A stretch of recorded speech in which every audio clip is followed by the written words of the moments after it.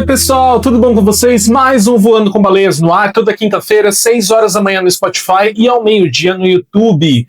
E aí, como que vocês estão? Tudo certo? Tudo tranquilo? Pessoal, é o seguinte, hoje eu resolvi fazer um episódio diferente, então eu separei duas histórias para eu ler para vocês. Como vocês bem sabem, eu acho que eu já falei isso em algum outro episódio, eu gosto bastante de ouvir creepypastas. Na verdade, eu sou muito movido por boas histórias, independente de quais sejam.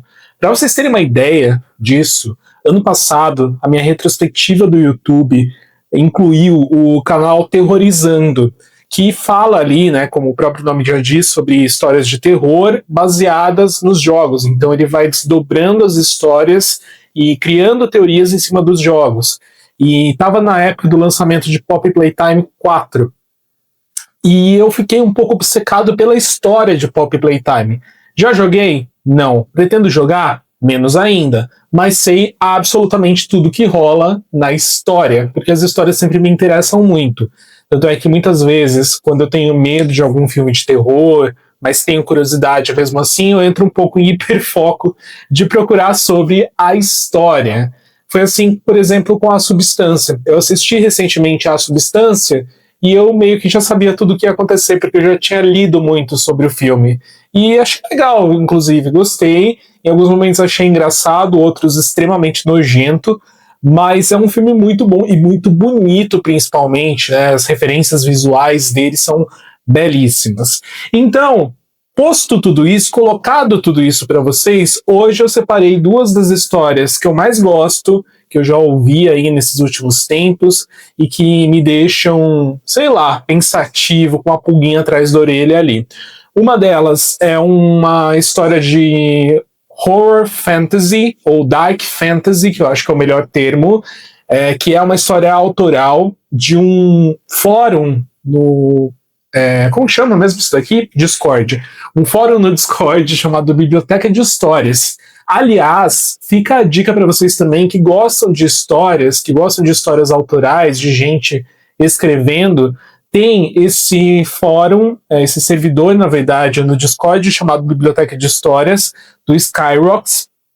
Ele é um cara que narra essas histórias em um canal no YouTube e também em formato de áudio no Spotify. Inclusive, ele faz um evento muito legal chamado Batalha de Histórias, em que vários escritores independentes ali submetem as suas histórias a julgamento, tanto do público quanto de jurados especializados, e você vai escutando e é como se fosse um torneio de Dragon Ball, vai tipo eliminando por chaves e chega no vencedor. Então, uma das histórias vem do Biblioteca de Histórias do Skyrox, repetindo para vocês também conhecerem.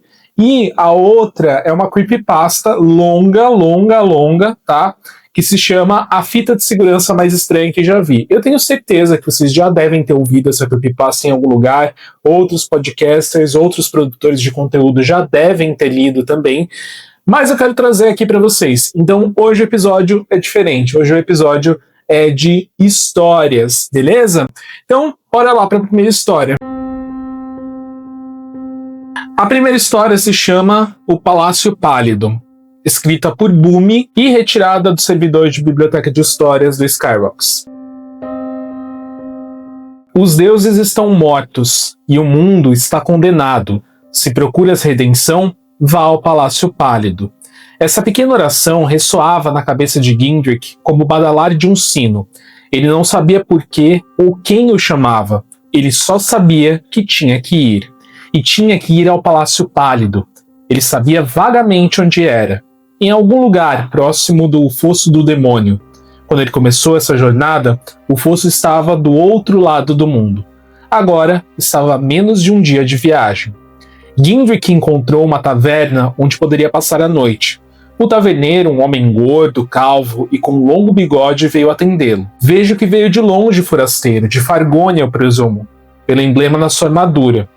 Gindrick realmente usava uma armadura fargonesa. Ela era de um vermelho vibrante que ressoava bem com o emblema verde da casa regente de Fargônia e o símbolo da fênix ao fundo. O homem que eu matei era de lá, disse Gindrick com um olhar ameaçador. O taverneiro fez uma cara de espanto, mas mesmo assim perguntou: De onde você é então, senhor? Gindrick parou para pensar e respondeu: eu não sei, viajo há muito tempo.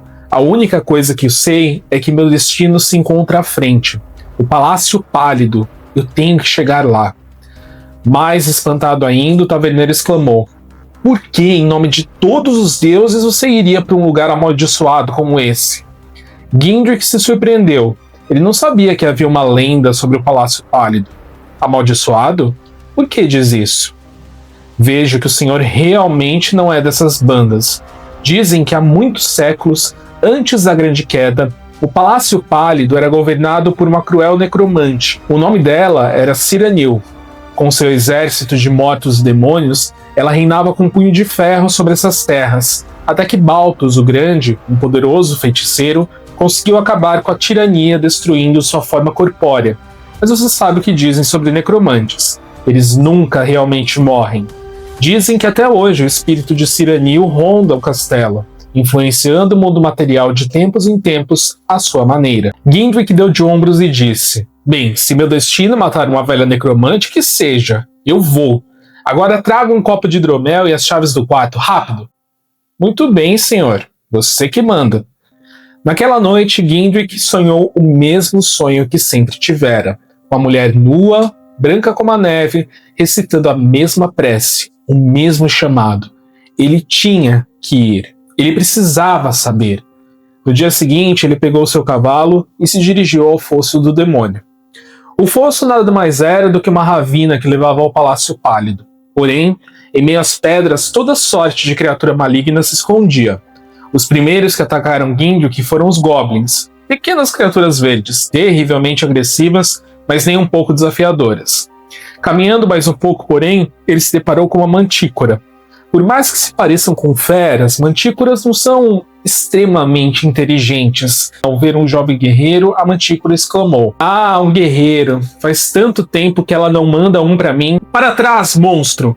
Creio que deve estar me confundindo com alguém, pois eu garanto que você nunca roeu meus ossos. Bem, nesse caso, para tudo tem uma primeira vez. A mantícora então salta sobre Gindrick, que desvia rapidamente e pega um pouco de areia do chão. A criatura avança e na hora do bote ele desvia novamente, jogando areia nos olhos do monstro. A cegueira temporária da besta permite que Gindrick lance sua lâmina sobre ela, que com um ataque certeiro na cabeça, desfalece no chão. Vitorioso, o guerreiro se dirige então até o seu destino, tão aguardado. Ele passa pelas ruínas do castelo, e uma série de guerreiros que vieram antes dele, agora nada mais que esqueletos em armaduras. Seguindo a trilha de corpos, ele chega até um enorme salão. Nesse salão, um ameaçador trono se impõe. Uma longa escadaria se estende para chegar até ele. E do topo dessas escadas, sentada no trono, uma figura. A figura, ao percebê-lo ali, diz com uma voz doce: você deve estar cansado. Você conseguiu dessa vez. Gindrick realmente estava exausto. Por toda a sua vida ele procurou o Palácio Pálido. E agora, tudo que ele procurava era a redenção que seus sonhos haviam prometido. Quem é você? Dizia ele ofegante. Meu nome não importa. Eu sou a mulher que você tanto sonhou. Eu sou a paz que você tanto deseja. Gindrick cambaleava até o trono, sentindo-se mais fraco a cada passo. Você finalmente chegou. Eu já te ressuscitei tantas vezes e você sempre volta. Será que em nenhuma reencarnação você será inteligente o bastante para quebrar o ciclo? Gindrick desaba no chão, dando seu último suspiro. Shhh, descanse, meu herói. Você cumpriu sua missão. Mais sorte da próxima vez. Os deuses estão mortos e o mundo está condenado. Se procuras redenção, vá ao Palácio Pálido. Essa prece ressoava na cabeça de Maenor como o badalar de um sino. Talvez ele tenha mais sorte. Gente, eu gosto muito dessa história porque ela é um ciclo sem fim. Ela é um grande looping e ela me lembra um pouco do clima que tem no filme O Cavaleiro Verde, que inclusive é baseado em contos ali bastante antigos da Europa. O que vocês acharam? Vocês gostaram? É uma das minhas histórias favoritas e eu gosto muito do modo como ela é construída, o modo como ela é escrita, enfim. Vamos para a segunda história, que é bem mais longa que essa, e eu vou ter que tomar um fôlego aqui, tomar um chazinho para conseguir ler para vocês. Mas vamos lá!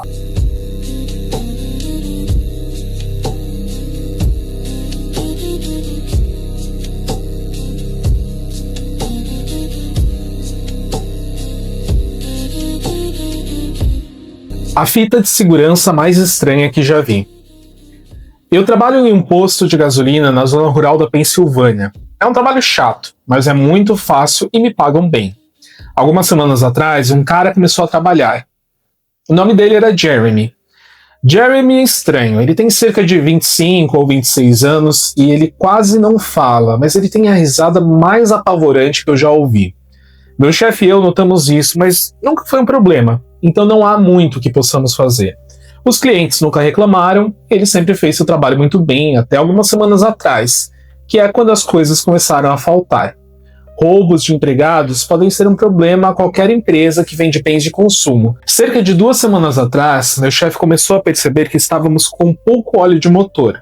Na primeira, faltavam alguns recipientes de cada vez, em seguida prateleiras inteiras e caixas da sala. Em pouco tempo, lotes inteiros desapareciam no dia seguinte à sua chegada, e sempre era logo depois dos turnos do Jeremy. Meu chefe verificou as fitas de segurança de todas as noites em que trabalhou, mas nunca conseguiu pegá-lo no ato.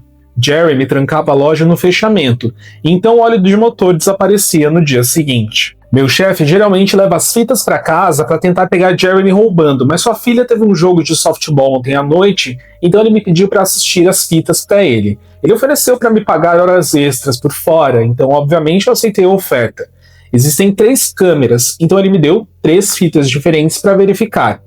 Pensei que seria uma noite longa, mas estou tentando economizar para as férias, então realmente precisava do dinheiro. Levei as fitas para casa, coloquei um velho videocassete e me sentei. 2 dias atrás, a última vez que ele trabalhou, Jeremy começou a trabalhar às 4. Tudo parecia bem normal no início. Ele contou seu caixa, trocou de turno com a garota que estava trabalhando antes dele e esperou um cliente. A primeira pessoa que entrou foi a senhora Templeton. O carimbo de data e hora no vídeo mostrava um 4-3, uma cliente regular.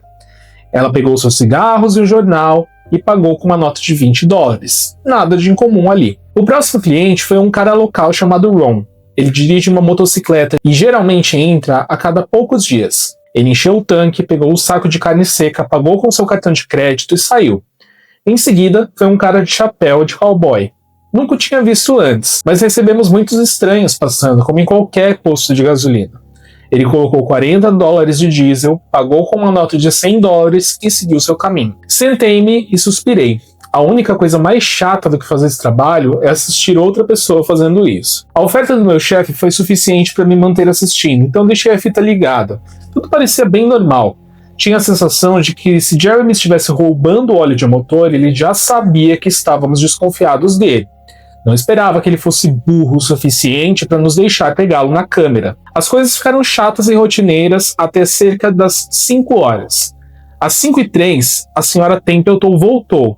Ela deve ter esquecido alguma coisa. Ela comprou o mesmo maço de cigarros de antes e o mesmo jornal. Ela pagou com outra nota de $20. Isso é estranho, pensei, mas de novo, ela é um pouco distraída. Achei que Jeremy deveria ter dito a ela que ela já tinha pego seus cigarros, mas não é contra as regras vender a mesma coisa 2 vezes para alguém.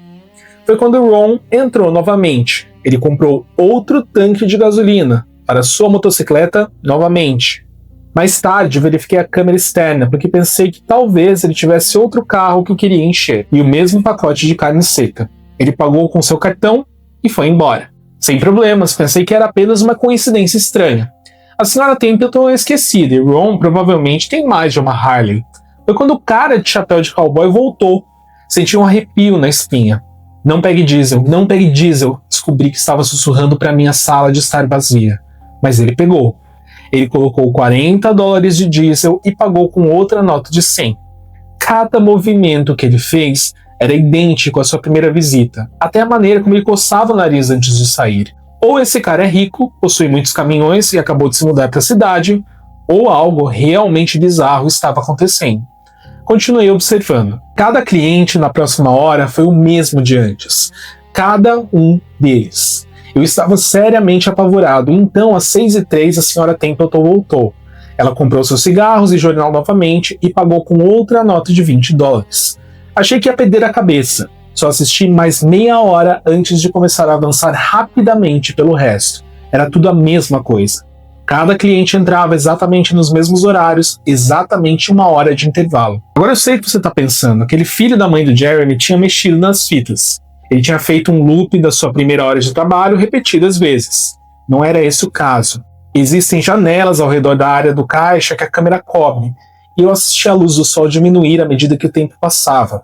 A rotina de Jeremy não se repetia. Ele varreu, esfregou, abasteceu e fez todas as suas tarefas exatamente como você esperaria.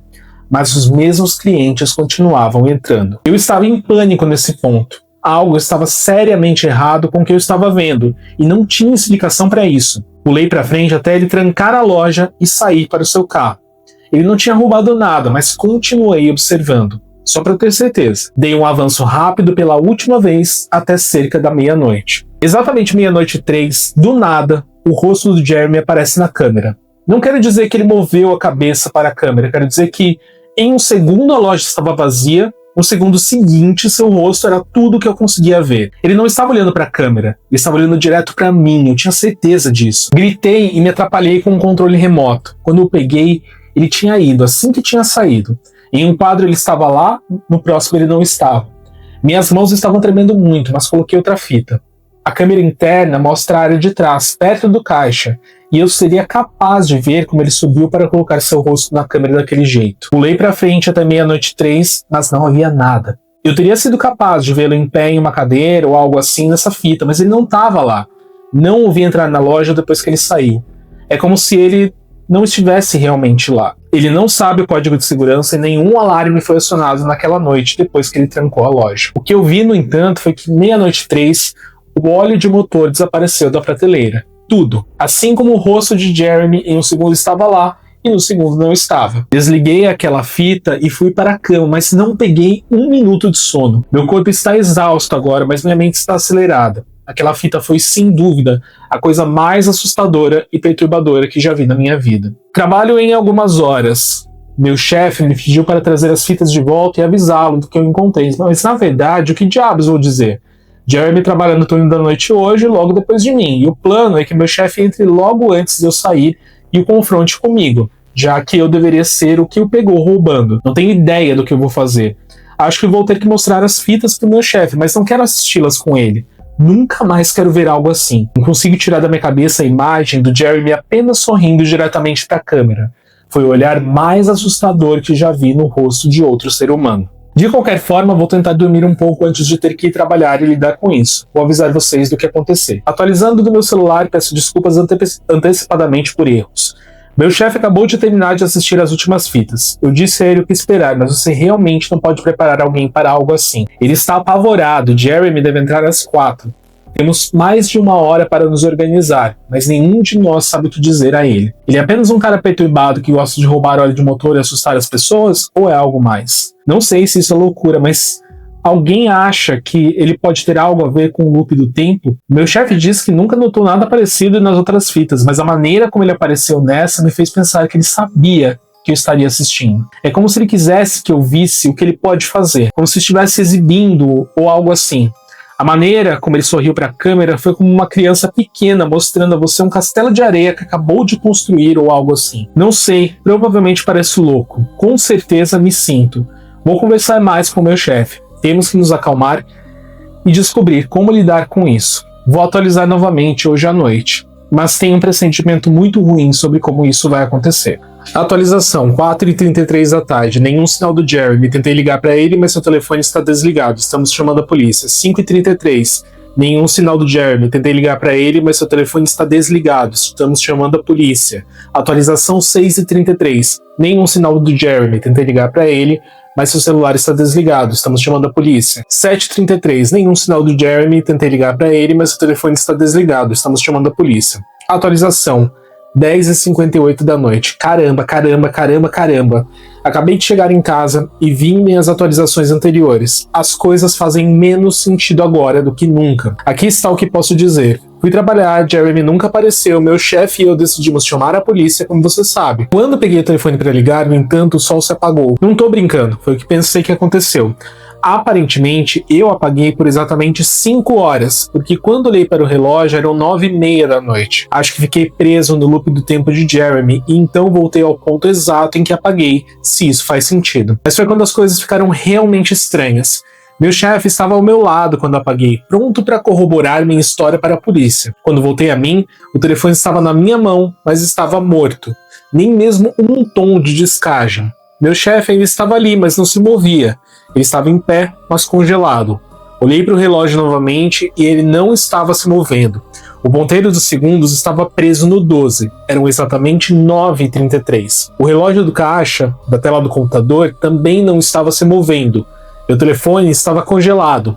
Havia até um cliente no caixa esperando que meu chefe pegasse os cigarros para ele. Aposto que seria o 5º pacote do dia. Saí correndo dali. Não tranquei a loja, não apaguei as luzes. E desculpem, pessoal, mas não peguei as fitas de segurança para postar na internet.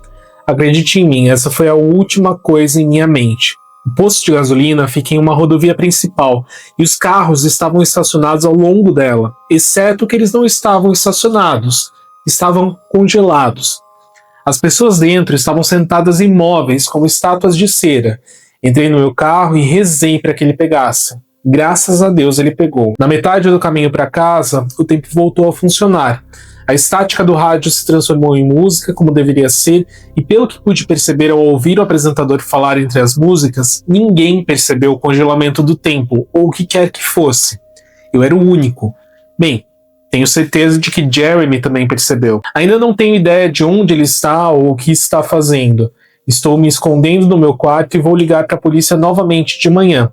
Não sei se já consegui falar com eles antes, ou se consegui, se eles me levaram a sério. Estou com medo pela minha vida neste momento. Vou atualizar amanhã, se puder. Atualização final, 10h33 da noite. Finalmente dormi ontem à noite por volta das 4. Não tenho ideia de como fiz isso, acho que o cansaço finalmente venceu. Esta manhã acordei com meu telefone tocando. Era meu chefe. Ele estava me ligando desde as 6. Ele acordou quando o tempo voltou a funcionar ontem à noite e imediatamente chamou a polícia. Eles vieram ver o que estava errado e ele contou tudo a eles.